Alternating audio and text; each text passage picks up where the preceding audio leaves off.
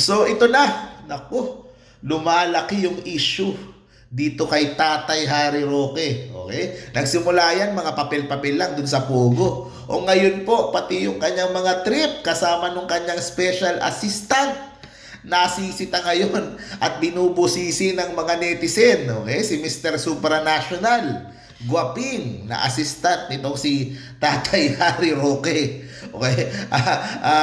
Pinaghihimasukan ng mga tao. O dati, yung pinakahuling beses na ganitong na-issue yung kanyang personal na buhay, ay yung sa akin pa.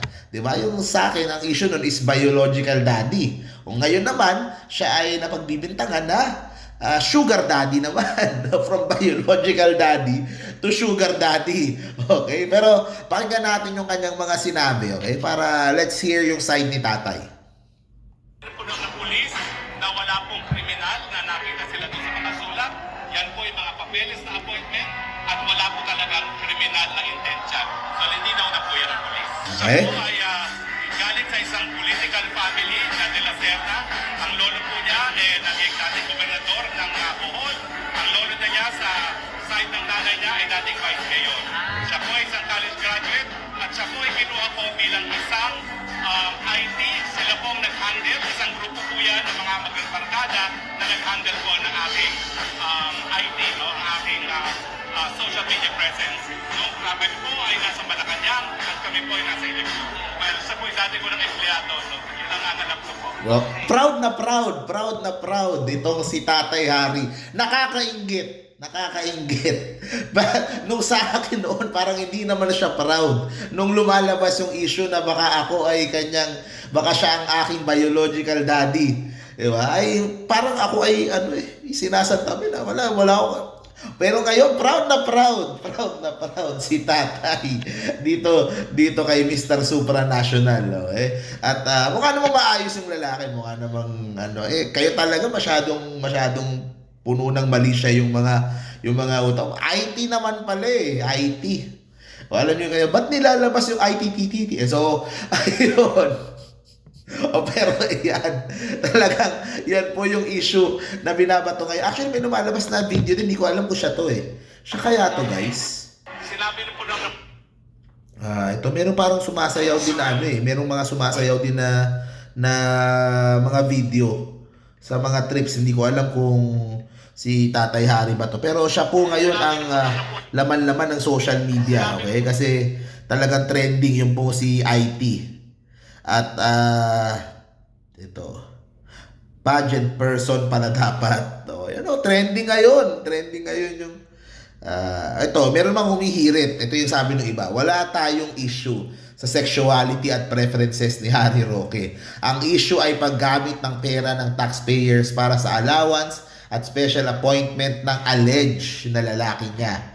Yun doon yung nagre-react yung mga ibang tao. And plus, may asawa si Tatay Harry Roque. Nung lumabas nga yung issue sa akin, galit na galit kasi isa lang ang aking asawa at ang aking mga anak. Ganun, no? Tapos ngayon, nai-issue ngayon. Ito pa. Ito talagang trending na trending.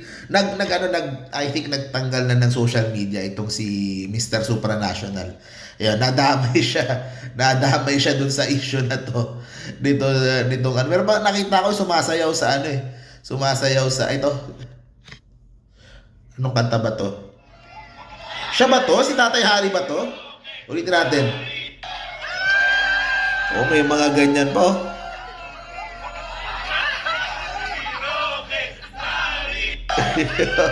Ganyan. Ayun. Hindi ko alam kung siya to. Baka na may ibang tao to. Baka hindi nablang ng Hindi siguro si Spock Sari to. Kayo talaga.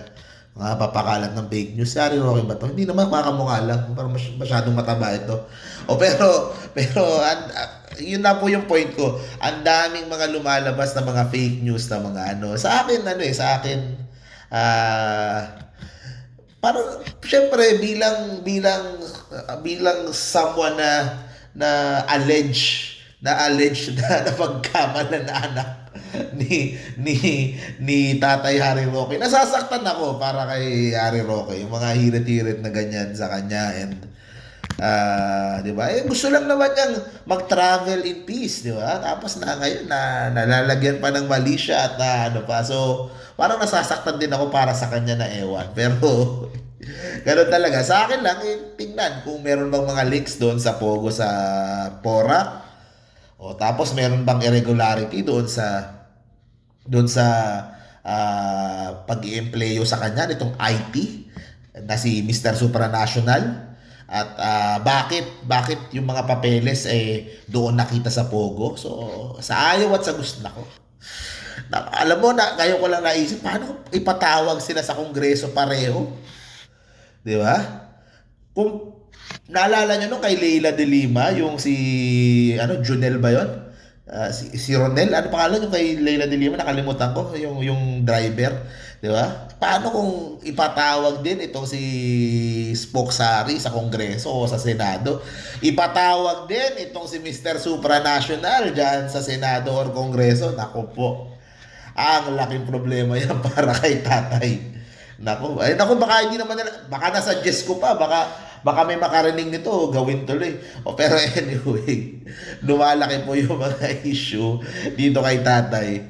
And I wish him the very best. Sana malagpasan niya yung mga issue na yan. Gusto lang naman niya mag-travel, gusto lang naman niya Ayun, di ba?